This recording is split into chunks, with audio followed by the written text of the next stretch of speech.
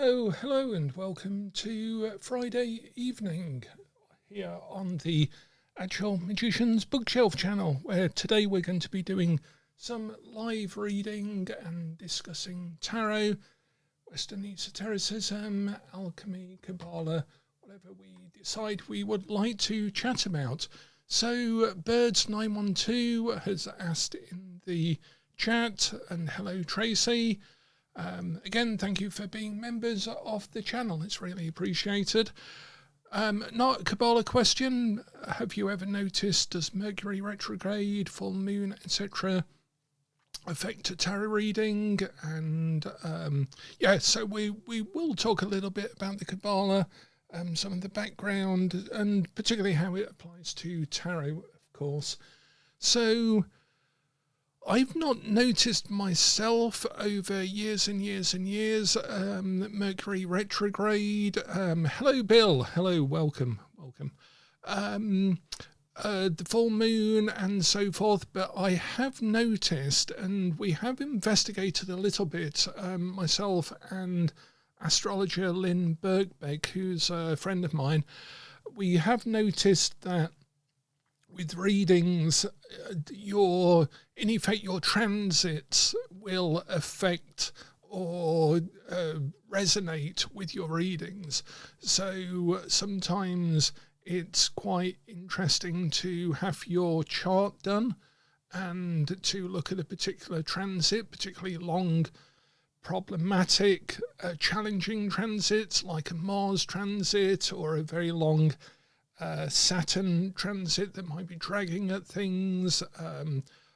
All sorts of different aspects can happen in your chart that will be present, will resonate in your actual readings, and we have noticed that quite a bit. And this is why I like to use the inner guide meditation method, because that allows me to work quite dynamically with all of those parts of my chart. So if I want to work with a Mars transit or so forth, I can actually use the inner guide meditation, which I obviously mention a lot. I'm just trying to see where the book is. Here it is. So the inner guide meditation I use quite a lot to work with my own transits and so forth. I find that very, very useful indeed. So let's talk about Kabbalah, shall we? And I shall do some readings with the Waite-Smith deck, or the Philosopher's Stone, or the Aquarian deck. I've not used the Aquarian deck for quite a while, so we might use that today. It's very much what we might call a Waite-Smith clone. But it's the artwork of David Palladini, and that was the first deck that I ever bought. Not this particular tinned version, the larger version of that. So I'm very comfortable with that one. I love that one. And I thought I'd talk a little bit, if I may, share what our next project is after the Spiritual Key to the Tarot, which is now out and available. And obviously this is full of Kabbalah as well, because it's talking about Arthur Edward Waite, but more about his spirituality and so forth. So the next on the writing pile, there's actually two things. One is the Hague Wicker book, which is my more personal Hedge Witch book, which is about my own nature-based practice as I have developed it over the years since I was initiated into witchcraft when I was about 18. Well, it was just after my 18th birthday. But I'd been sort of practicing witchcraft at that point from when I was 16 in a Gardnerian tradition, and was initiated into a Gardnerian coven, a very small coven, and then worked with a sort of Alexandrian Gardnerian method whilst developing my tarot and Kabbalah work, Golden Dawn style work on the side of that. And I always found them quite parallel to each other, And I was never quite sure for years and years and years really how to integrate my more pagan side, the witchcraft side, and the more mystical, spiritual, Kabbalistic side of the Western esoteric and history system. And I sort of, for myself at least, developed a integrated way of working with that by looking at ideas like Waite did, like sacramentalism and things like that. So this book is our next project. I'm working with my partner Charlotte Louise on this at the moment, and we are just recanting this book. It was originally published in a version by Salamander and Sons, but we had major problems with them. They were just a one-man publisher based out in Thailand. We had huge problems with them, and I eventually managed to get control back over my own material. But obviously this is a very, very dense book, lots of footnotes, as you can see. Even in the introduction, it's lots of footnotes. It's basically my brain dump. When was this written? 2012, of Western esotericism, and it was particularly based on material from my MA and abandoned PhD in terms of what the curriculum of Western esoteric teaching. So a lot of this is about what the magical orders taught, what is common to their teachings, what the structure of the teachings are, but also from not just an academic point of view, but from a practitioner. Hello, Sherry. Hello, welcome. It's always better to be here at any time than not be here at all. So this book has a lot of practitioner stuff in, but it also has a lot of fairly original research, because it was meant for the 6 years worth of PhD studies in this, but also then the tarot work and a load of other stuff. But then there's a load of practice stuff at the back that is a little bit misplaced in the book, because there is a sort of lots of theoretical sections, lots of reading. There's some old stuff. There is some what's the word? Totally new stuff. There's some stuff that is my take on existing stuff that is very different to existing stuff, because it's based on a lot of research and experience and what I've tweaked over the sort of decades really that I've been doing this sort of stuff. So we got control back over the content, and this is the first in a series of 10 books, and I wanted to put all of the practical stuff back into the theoretical, the theoria stuff, and merge the praxis stuff so that it functioned more as a workbook. And so the first version was this version, which I've since taken out of print. This is exactly the same as that version, very few changes. So it has all of the benefits of the editing, very, very good editing that was done on the original. But again, it needs recanting basically, and that's the project that Charlotte and I are busy on at the moment. We're hoping to get that done in just a few months, because obviously it's just a revisioning of it. Now, in terms of joining an order or a coven, there's again, I could write a book on that, and have to some extent, which is part of this, the Order of Revelation. A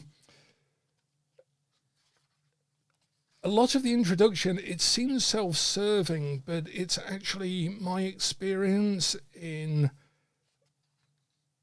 the occult world, particularly in England, but also, I guess, in the US to some extent. My experience with Satanism, the left-hand path when I was younger for several years, with witchcraft, the sorts of magazines and books that I was reading in the sort of 80s into the 90s and so forth.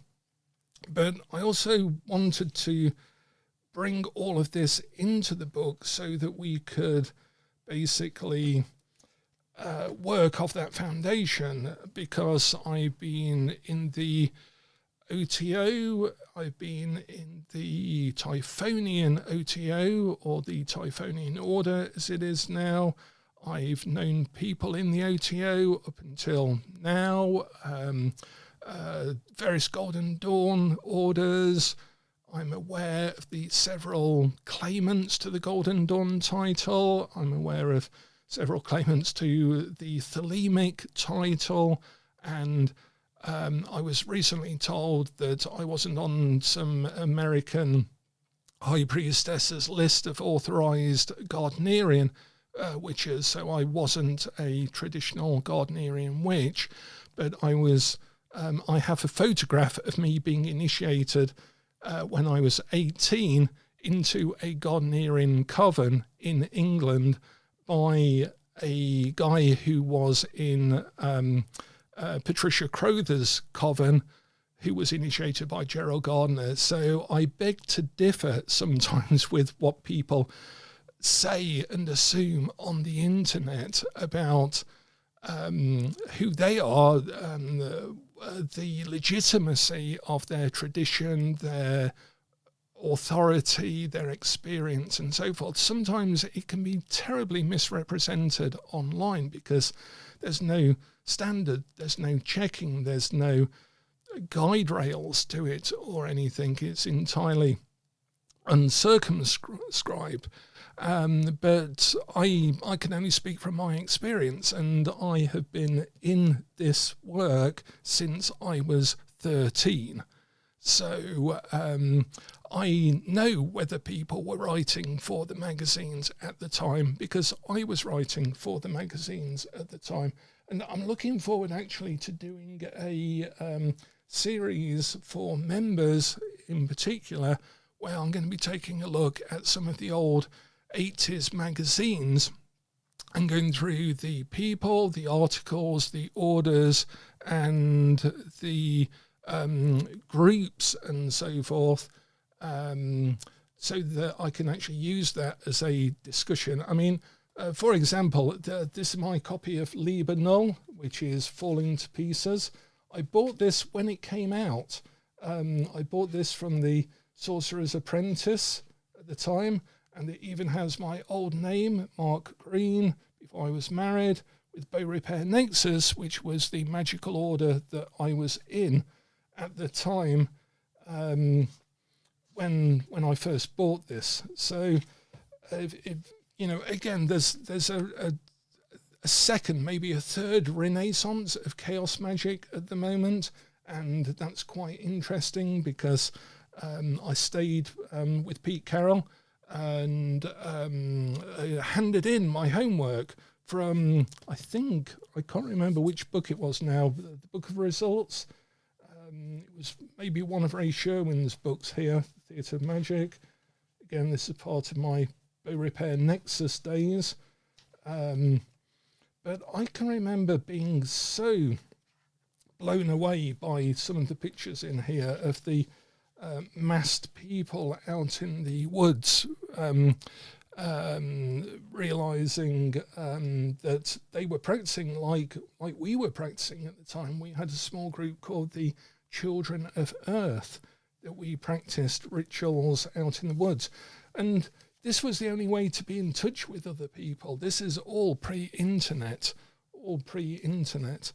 And so I handed in my homework to Pete Carroll, and he was very surprised because they weren't expecting someone to actually go through the syllabus, and I'm a stickler for doing a syllabus, which is why I ended up studying it for my master's. yeah, so it's quite interesting to look at how modern groups have repurposed a lot of this work to their own agenda, basically. So I would always suggest,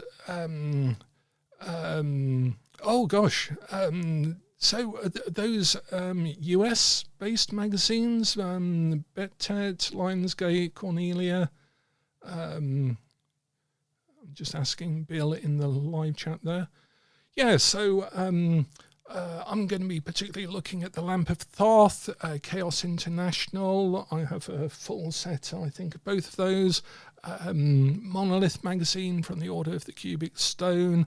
The Darth Papers, which is a brilliant set of magazines by a small magical order based in Stoke-on-Trent at the time. He produced some training cassettes.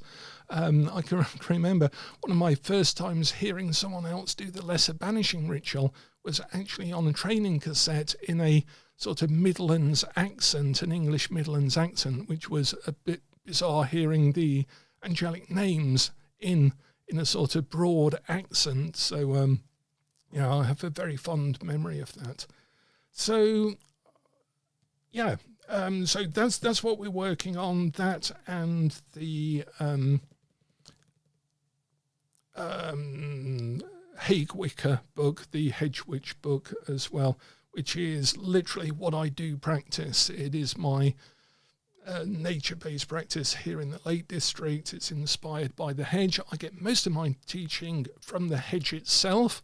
I don't take teaching from anyone else other than nature, and so it is literally the birds and the animals and the plants and the weather and the stars that inform that side of my magic, because that is how I can square the Western esoteric initiatory system with my pagan stuff by literally going straight to nature as an exemplar of the mystical path. So that's how I think Wicca, witchcraft, paganism, pantheism and so forth can be elevated into the Western esoteric initiatory system. It does have a place in the whole thing.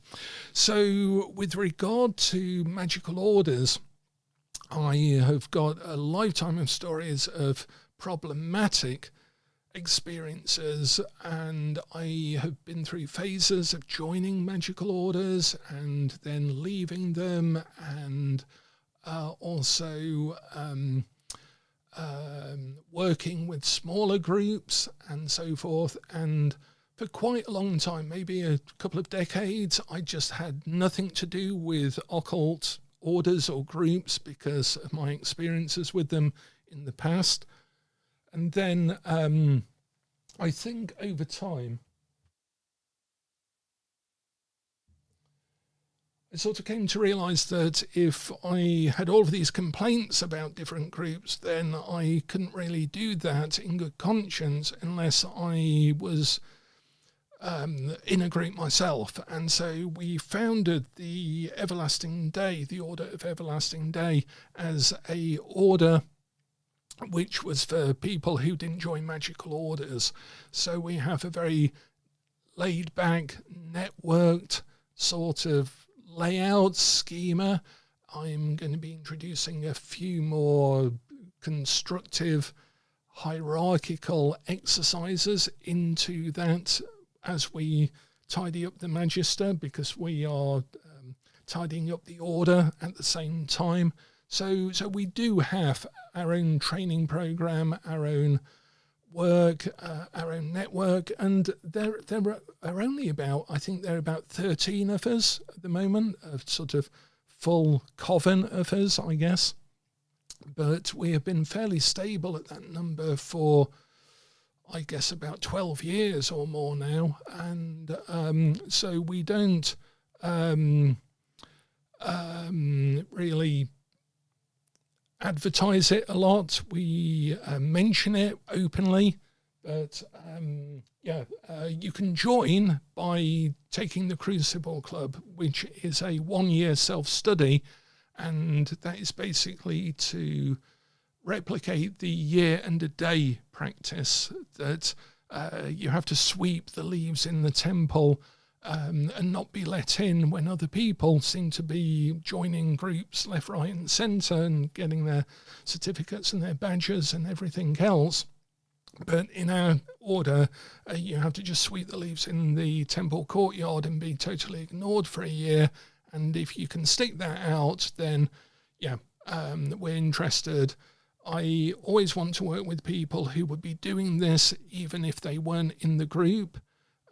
So people already have their own strong path, but are willing to learn as well and experience and teach and be open together in a very networked sort of way.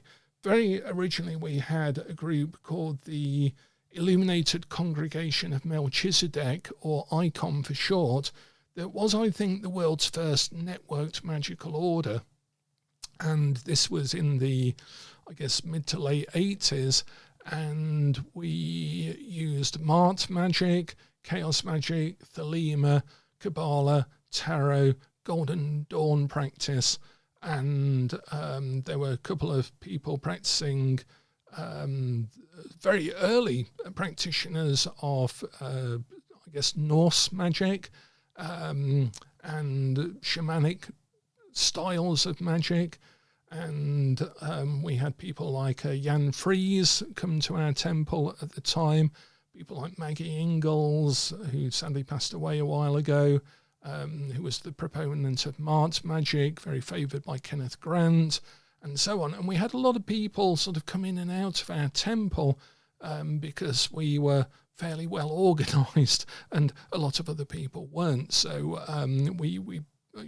ICOM was a little bit of a nexus, and we literally called our little magical groups that were founded in the network nexuses or nexi, so that they would form about a project, like someone wanted to do pathworking, someone wanted to apply astrology to ritual and so on, and they would form a nexus within the network, ask anyone else in the network who wanted to work on that, and it would sort of pop up and then dissolve once its work was done, and people would go back into the network. And to some extent, the Order of Everlasting Day is a development of all of that. So I guess my favourite paganism has a shamanic leaning. Charlotte has a background in Buddhism and shamanic practice and counselling, and she's an accredited, in the UK, therapist with a medical background. So her and her grandmother was an actual witch, and I met her before she passed away. And as we used to joke about, there's two old jokes from my background at least. One is the only real tradition in occultism is in a magical order, it's making up a tradition. That is a tradition in Western esoteric magical orders, is making up a tradition. So we do have a valid tradition, and it is making up the tradition for the order. And the second thing was told to me by the owner of the occult shop in Derby I used to frequent when I was just 16, called Andy, and he once said to me, and this is even in the early 80s, so it goes back a long way, this, and it still applies, which is, I met a lot of, I've met a lot of hereditary witches, but I've never met their parents. And that used to be an in-joke like 40 years ago, 50 years ago almost. And it still applies to this day. But with Charlotte, I did meet her grandmother, and she was a practitioner of the Western esoteric system. She was very much of that time of the 70s and 80s in terms of the occultism that was going around at that time, and she was a practicing witch as well. So Charlotte is a sort of, I guess that was her grandmother, so she's like a third generation witch, and I can vouch for that. So but her teaching is also shamanic as well. So she's bringing a lot of that into, to some extent, the next book, which will be based. So this first book, which will be called Volume 1, instead of my, I was going for a very poncy title of Volume 0 it was going to be, but then I kept referring to it as the first volume and saying it's not Volume 1 though, it's Volume 0. So I've since learnt not to be so pretentious and just call it Volume 1. It's more about the history and practice and structure of Western esotericism, which is more like the Malkuth. And then the Yesod, the second volume, is on dream work, symbols, sacramentalism. It's on, to some extent, the shadow work, but to warn people off that, as it seems to be applied in modern society anyway. You would not wish shadow work on your worst enemy, and unless you have a really, really, really, really good, experienced guide to it outside of yourself, it is not something to be messed around with. And I think shadow work is very overplayed, and it's a nonsense, really, what a lot of people seem to be doing with it. In my humble opinion, in my opinion, I'm not going to say in my humble opinion, I'm just going to say in my opinion. But yeah, the second book, for which there's a fair bit written for each of the books already. A lot of material was being generated when the first one was being written, that was being placed into the next volumes as well. So this volume, the 1, 2, 3, the third volume will be about logical thinking. And this seems to be something missing in society at the moment. We don't teach symbolic logic, critical thinking, analysis, logic in its structural sense and things like this, which is something my second occult teacher really drilled into me, introduced me to Charles Dodgson and various other people, even Edward de Bono, Poe thinking, all sorts of different ways of thinking about thinking. And so the 1, 2, 3 third book is on exercises for thinking, and there'll be a bit of fourth way stuff in there, Gurdjieff stuff and things like that, that is then contextualized within the whole system, the Western esoteric and history system itself. Things I've found useful or I think is a good way of understanding it. And the next stuff will be very much back to the nature-based stuff, back to, again, sacramentalism to some extent, and also things like the romance of occultism, to some extent, sex magic in its proper sense, love and its relevance, relationship and its relevance, and how this affects relationships and things along those lines, or to do with Netzach and so forth. Then Tifreth leads to things like the Abramelin, the Holy Guardian Angel experience, but other things as well that I can share more openly than the Abramelin stuff for Tifreth as well. So that'll be the 1, 2, 3, 4, 5th book. And I've already got a few bits of material for this, but obviously the further up it goes, the more abstract it goes as well. So shall we take a look at a bit of Kabbalah and how we can apply that with our tarot, and do something practical, as we're talking about some of the structural and abstract stuff at the moment. How about that? Which book did you get, Tracy, a couple of days ago?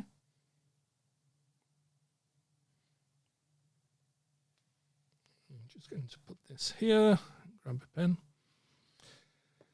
So, yeah, no guide rails on this, so no particular plan for this. It's like a so everyone should be able, in my opinion at least, if they're studying Kabbalah, to at least draw a reasonable tree of life.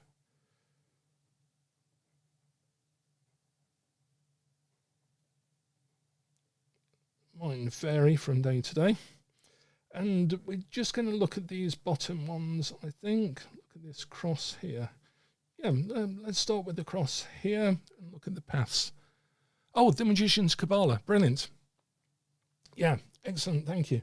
Yeah, again, this was self-published, and part of this and part of the rewriting and restructuring of this is because there is overlap between the Magician's Kabbalah, the Magister, and the material in the Crucible Club, and so forth. So there's lots of overlaps, and they're not as tight or structured as I think they could be, to be more helpful to the reader, to the student, to the kind people who buy the books and are reading them. Thank you, Tracy. So yeah, there's a little bit of, but it won't restructure this. It will just restructure this to be aware that this has now been written. And the same with the Crucible Club. The material in that will tie in with this a lot more, knowing that this is available as a sort of reading material along that way. If anyone watching this is already doing the Crucible Club stuff, you won't have to do that again or anything. It's just a tighter version of the one that you'll have. And probably if you're joining the order at the end of that, we will any updates to the Crucible Club will be distributed for free to everyone in the order anyway, just so that they've got the latest version of it. So let's have a think about the Kabbalah, shall we, and about the tarot. And if you've got any questions, I think we're going to be able to do this without doing tarot reading per se, but if anyone does have a tarot question, we can fit that in towards the end. I'm perfectly happy to take your lead in these sessions. The Magician's Kabbalah is just a one-off book. This is specifically about how tarot, well, it's got the history of the Kabbalah, some stuff about the grades. It's got some analysis of the tarot uniquely to the Tree of Life and so forth. And it's a sort of index or outer workbook for the Magister. It's a standalone book in experiencing using tarot and Kabbalah together. It gets a little bit advanced quite quickly, and there's a lot in it that's a little bit weird and deep. This analysis of the psyche based on Jewish mysticism and ancient Egyptian mysticism and magic, for example, is perhaps something that I don't know if it fits the rest of the book, but because I'm talking about the initiatory system, in the grand scheme of things, this is all useful structure for that for later on. So yeah, it's a standalone book, but it's the Magister that will be the big series. That's I suddenly realised I might run out of time in my life to finish writing this, so we've got to get a move on, because the original idea was to publish one a year for 10 years, and even at the rate that we tend to write things, particularly Tali and I, and also Charlotte's enthusiasm for writing and rewriting some of this, it's still going to be a push to get it done in a decade. But you know, we're not under ambitious about I mean, it took us 12 years to do 22 major arcana, but at least we stand by those cards, and they are the ones as we wanted them. So yeah, I'm quite happy to do long-term projects. So Yeah. So with the Tree of Life, let's take it from excellent Egyptian wands. Yeah, well, you know that I'm a fan for a decent wand. So yeah, I look forward to seeing some of your work, Bill. It's brilliant. So let's imagine that the Tree of Life can be seen in so many different ways. Kabbalah itself can be seen and interpreted in so many different ways. Let's just imagine that the universe resonates to the way we think about it, and the way we think about it resonates to the way the universe is structured. If we take any other viewpoint than that, and this is looking at it from a very Hod point of view, then we're a bit screwed anyway. If we have no way of knowing that the universe exists as it does, and if all of our senses are mistaken and invalid inputs from the universe, then it doesn't matter what we believe or do or anything anyway. So we might as well pretend that there's a structure. So it's a sort of win-win. And if there is a structure and it resonates, then it will stabilize in a usable format through trial and error, which is exactly what the tarot's done over a few hundred years. The tarot has stabilized into a. When people say, "Oh, let's add an extra suit, or let's add an extra rank to the court cards, or let's imagine the missing 22 major arcana," which is an interesting thing that we'll come on to at some point, I'm sure, about the real hidden paths of the Tree of Life, or the missing arcana and whatever, because Waite talked about that as well, as we make clear in Spiritual Key to the Tarot. So let's imagine that we break the universe down into 10 sectors, 10 imaginary spheres of existence, and we number them so they become numeric emanations of our own thinking about the universe. But then we project it outwards and say, right, the universe is made out of 10 emanations. So everything that you can think of is in one of these, comes out of one of these, is part of a process coming down this cascade of emanations in an endless, everlasting day, a cyclic process of awareness. And that the universe is basically looking at itself and saying, WTF.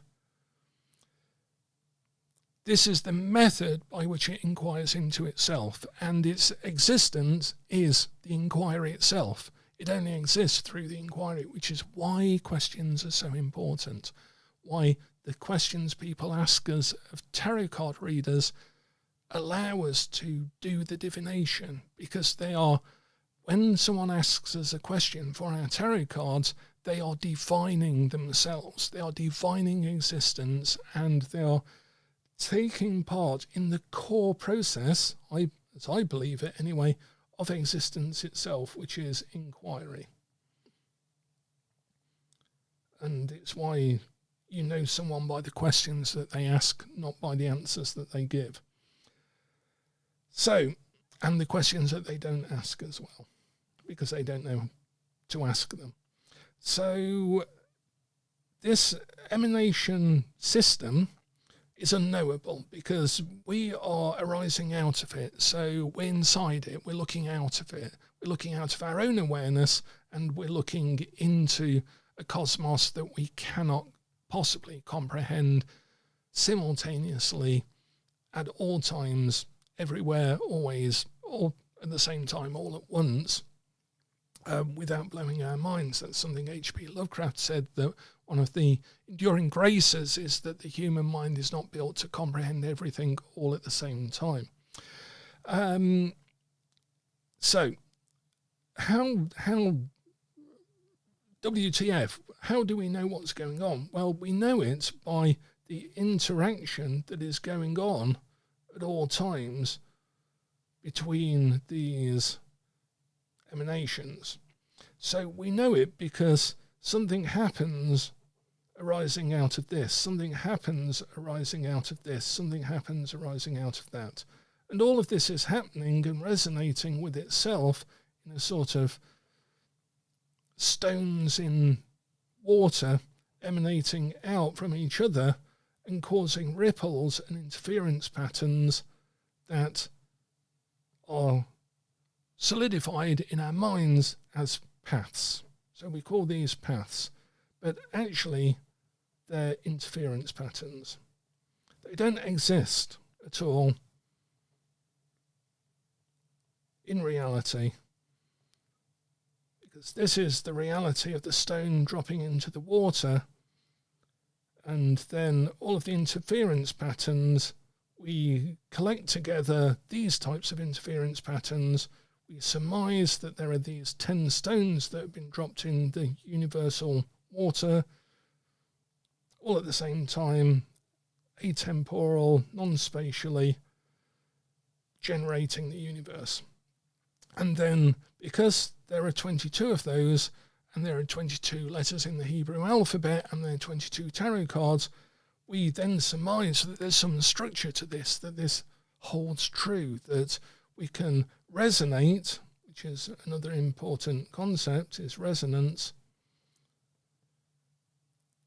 And if we can resonate with these interference patterns, then we will live a life that is more authentic and closer to the truth, which is actually a measure of congruity to existence. Comprehensiveness, that the pattern fits everything and is consistent. It always works.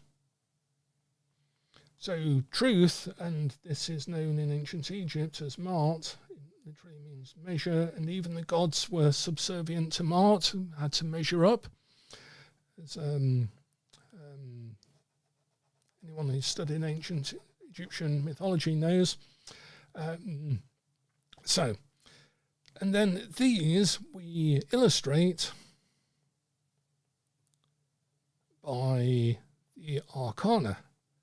And of course, arcana means secret. And it's secret because they're illustrating something that we can't know.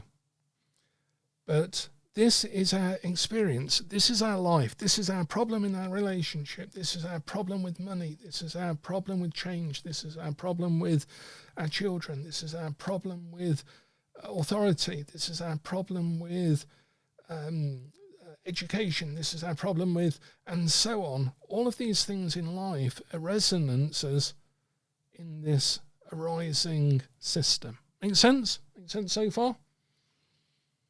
And they're illustrated by the arcana. And it just seems to hang together. It seems to be congruent, comprehensive, and consistent. And we know that because we do tarot card readings for people. And these 78 cards, which we build up out of this pattern, resonate. They have something to do with people's lives. It's very rare that you do a whole series of readings for a whole series of people, and it's like these cards have got nothing to do with their lives at all. They somehow resonate, and sometimes they resonate very well, and sometimes not less. That's because they're measuring. So when you do a tarot card reading, try and imagine that you are laying out these cards, and that is a resonance in the same system as the other person is, as their life is, both past, present, and future, because all of this is happening in an eternal nowness, and this is a map of that eternal nowness. So we can do readings for people, and it will be resonant to them. And depending on how well we read it, it will be congruent, comprehensive, and consistent to their life, because this shuffling of these cards is part of the same arising. It can't be separate to it. It's not like there's some sort of existence over here that's got nothing to do with the existence here. So, and that's why we have so many different decks, because we need different decks to resonate better to different areas of the tree. So there's some decks that are better for spiritual and mystical readings, some decks that are better for relationship readings, some decks that are just good for all sorts of readings. But now, when you think about it, when you do a reading and the sun comes up, for example, then knowing where it is on the tree of life, between Yesod and Hod here, so if I just put the sun there, you can imagine that card is an illustration and a powerhouse that is resonating in that client's life. Yeah, and that's interesting, Bill Murray Hope. I'm going to do a little video on her, because she's a bit more interesting than some of her books seem to indicate. And she was one of the first people to write more seriously about occultism, ritual and psychology. And so she said all time exists. At the same time, I also quite like, there's a cartomantic book and by Cicely Kent, who was anonymous. It's a nom de plume for somebody else, I think. And she wrote, future events cast their shadow on the time before. And through magic, through Western esotericism, through ritual, through tarot card readings that have been accurate, and so on, that is so true, that big events in your life that haven't happened yet are already resonating down towards you. And it is also possible with a trick called retro-temporal engineering, which is something that I learnt from Mart's Magic and Maggie Ingalls. I've done this quite often. If I've had something good happen in my life, I send a message back down to myself, down the time stream. And I'm always aware when I do reading for myself that quite often I'm just receiving messages from my future self that I've sent backwards.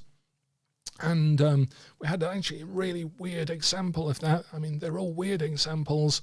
When I said to someone, just like literally a couple of weeks ago, I was joking about retro-temporal engineering, and then I said something along the lines of, I was complaining about some drivers and stuff. And I was saying, well, you see, the thing is that the police will ignore that driver who's just driven by us in his BMW at 150 miles an hour, but they'll pull us up. I assure you, they'll pull us up. And later that day, I was going round a roundabout. I was a bit distracted. I was coming back from my deceased father's house with some of his, all of his clothes in the back of the car to take them to charity shops and stuff. I didn't know the area. I was not concentrating, going round a roundabout, looked at the sat-nav, suddenly realised I needed to get off at the next exit of the roundabout, got off that exit, swerved a little bit, but perfectly safe by the fact that there were no cars nearby me. But unfortunately, what I didn't realise was that there was a police car waiting to come onto the roundabout. They saw me come round, swerve off as if I was avoiding the police car, and then the next thing I knew, they were right behind us. Charlotte was in the car, she'd gone to sleep, and I was like driving along, there was this police car behind me, and I thought, here we go, it's going to, any moment now. And about a minute later, the sirens went off, pulled us over, and they were very nice and said, oh, well, you know why we pulled you over? We think that you might have been drinking and trying to avoid us. And I said, right, yeah, But I'm obviously not drunk. I'm just lost a bit. I'm following the sat nav. I live 400 miles north of here. I'm a bit emotionally upset because of what we're dealing with at the moment. And the police were really nice and stuff, and they gave us a bit more directions and stuff. And when we drove off, I said, right, okay, I now need to send that message back to myself this morning to tell me not to worry that we're going to get picked up. And of course, that morning, I said to Charlotte, they'll be picking us up, but not that guy. And this is retrotemporal engineering in practice. And you can do it with all sorts of interesting stuff. And it'll be in one of the magisters. So when someone has the sun come up, we know that they are resonating, reverberating between Hod and Yesod on our map. And this is the unconscious, corresponds to the unconscious. I used to get my nose bopped and told off by my second occult teacher if I said, this is the unconscious, because Yesod is not the unconscious. Yesod on the Tree of Life means foundation, and it corresponds to the unconscious when we map it across. So I was told never to get lazy by saying this is the Sephiroth, this is a sphere, this is Yesod. It is called Yesod to represent something, but that is all. The sun is not the sun, it is an illustration of the celestial sun, and it corresponds to this path between the notion of your mind and your unconscious. So when that card comes up, we now know that that person has something going on between their rational mind and their unconscious. And so we need to know how much of that is in the light, because the sun is a good illustration of how much of their unconscious is in the light of consciousness, and they can think about it, talk about it, and rationalize about it. I also know that when that card comes up, that the person hasn't told me everything in their question, because the sun is telling me that there's something that needs addressing here between their mind and their unconscious. So then I can deliver the reading in a different way than if that card hadn't been there. And so I will just try and tease out certain things. I will point to certain cards and see if there's an unconscious reaction. And then I'll say to their mind, okay, well, I could see that you shuddered a bit when we were looking at the Three of Swords there. What do you think is in that for you? What do you think is in that? Not what do you feel about that, which is over here, but what do you think is in that? What do you think that symbol means to you? Why do you think you had that reaction? Do you think that there's anything more to that than meets the eye? And I will shift my whole reading to working on this path because of that card.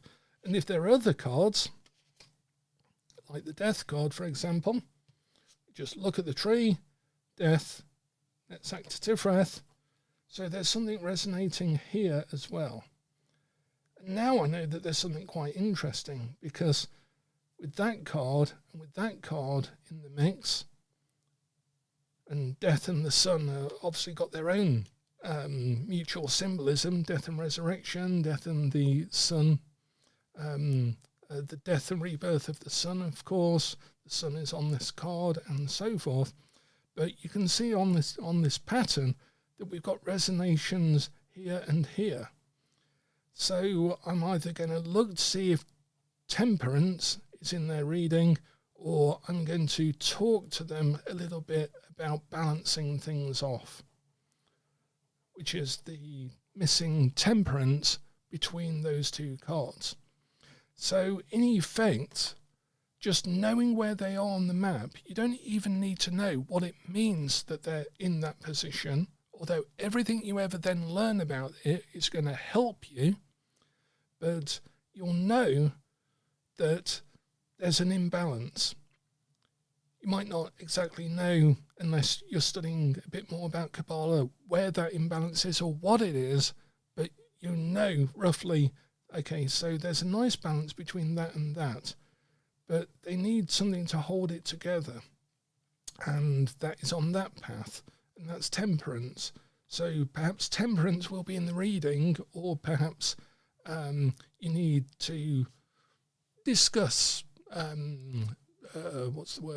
integration with them, equilibration to them, although that's a bit more to do with justice. So again, you can weave knowing where they are at that point in their life on the map into the reading, into the way you deliver it, in the way you talk to the person about it, in the way you go looking for other clues in the other cards. Because, of course, the court cards and the minor cards are also in the reading.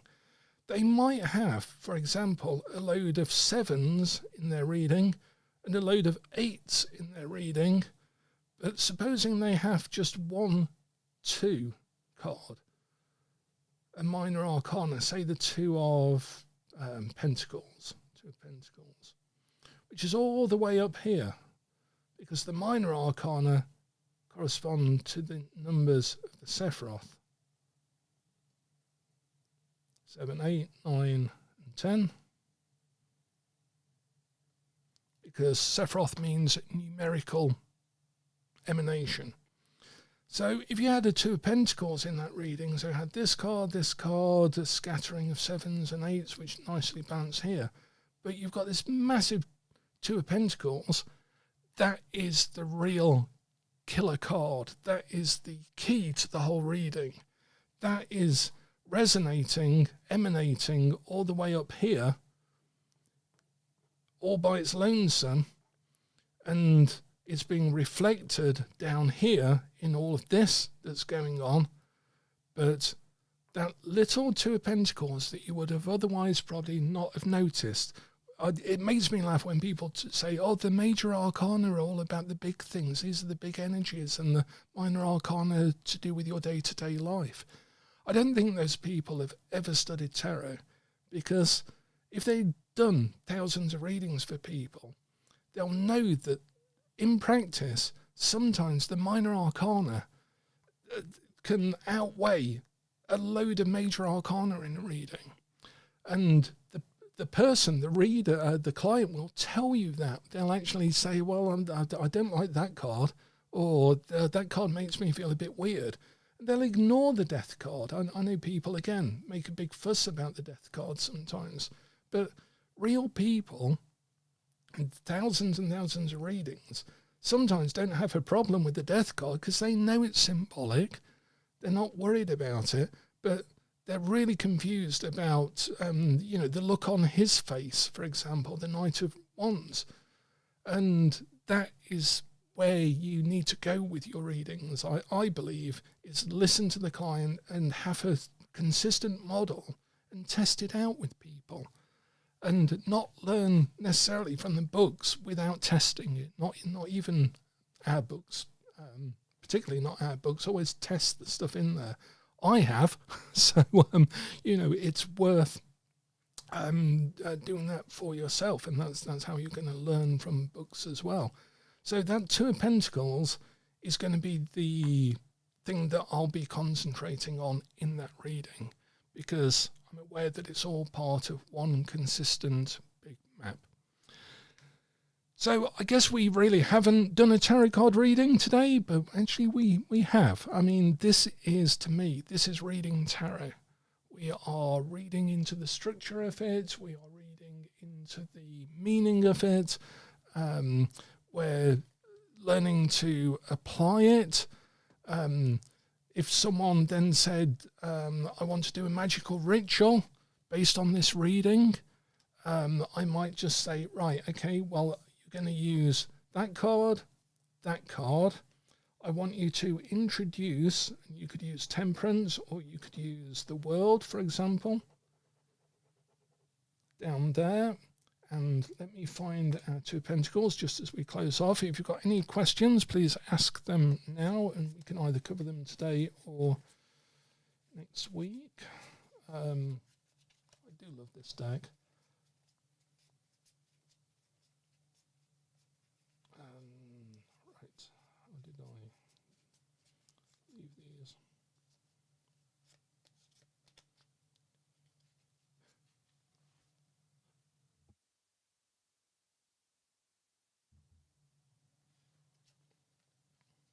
I just muted a sneeze for you. After the Two of Pentacles, aren't we? Because that's what I want in the ritual.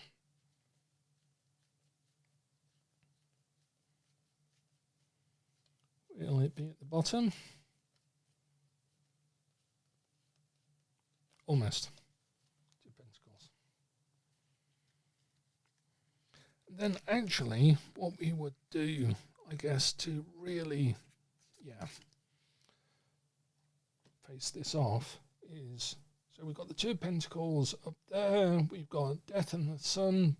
So those were in the reading, but we're going to add the World and Temperance. And there we have their ritual format. And I've done other videos on designing your own ritual, using correspondence, using tarot and stuff like that. So you can check those out if you would like. And we can perhaps talk about it next week as well.